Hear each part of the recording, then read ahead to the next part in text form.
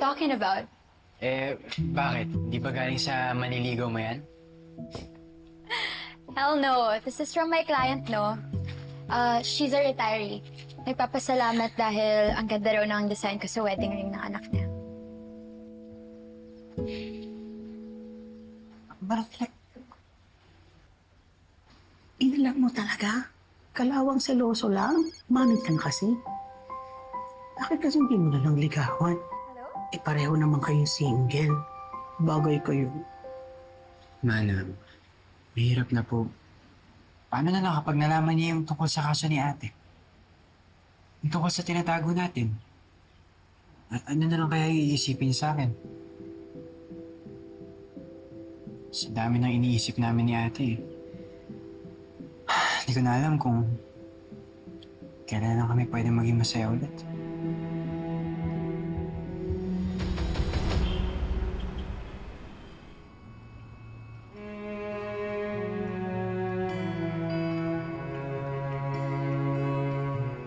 Hindi ko alam na nalabas pa na tayo tonight. Alam mo ba, mga empleyado na natin may surprise para sa'yo. Siyempre ako meron din. But, kahit hindi mo sabihin, alam ko something's bothering me. Pansin ko, you look troubled today. Tungkol ba to sa naging sagutan natin about Ronnie? Sabi ko na nga ba yan? Kaya nga naisip ko na i-surprise ka after our misunderstanding. I also wanted to assure you that, love, I know may mga vows tayo sa wedding natin, but I have some vows for you that I want to say in private. Nasarap tayo ng grasya ng Diyos. Besides, favorite mo naman itong mga in-order natin, di ba?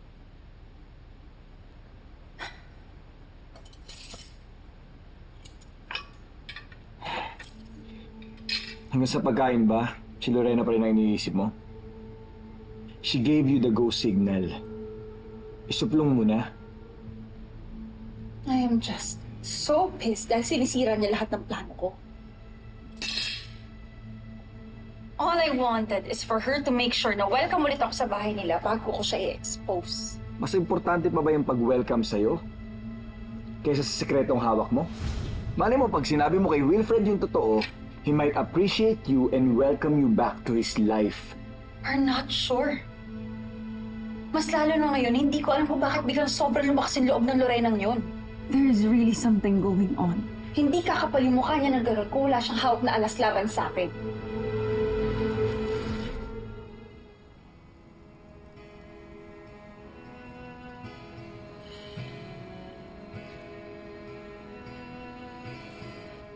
Lorena, I know tonight might not be perfect, but my heart feels just right. I thought love was the way we the moment joy died. Akala ko sarado na ang puso ko. I thought I was dead inside, but then there was you.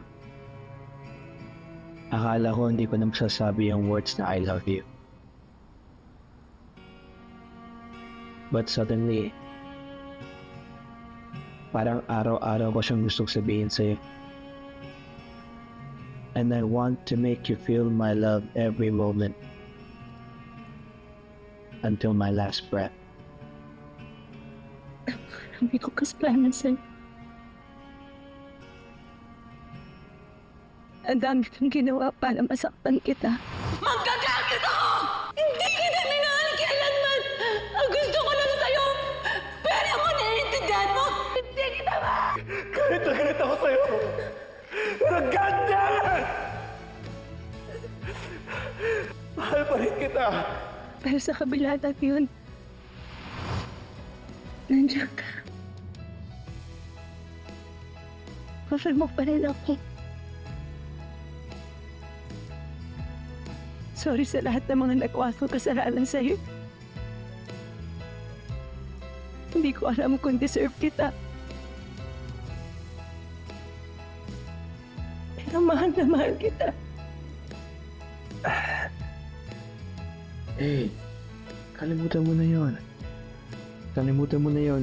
Even our argument with Ronnie, past is past. Ang importante na nagpasa natin niya. Okay? And we have our whole life ahead of us. Hindi ko pa alam kung paano. Pero susubukan ko lahat para maitama lahat ng mga mali ko. Para maayos yung pamilya natin. Straight, sana mahintay mo. Magkasama tayong aayusin ang lahat. Straight, sana mo ko iwan na. Kung mo ko iwan kahit kailan na. Kahit anong mayari. Love.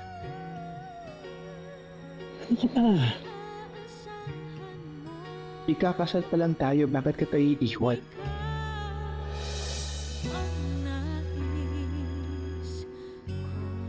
Kung hinahamon ako ni Lorena, fine.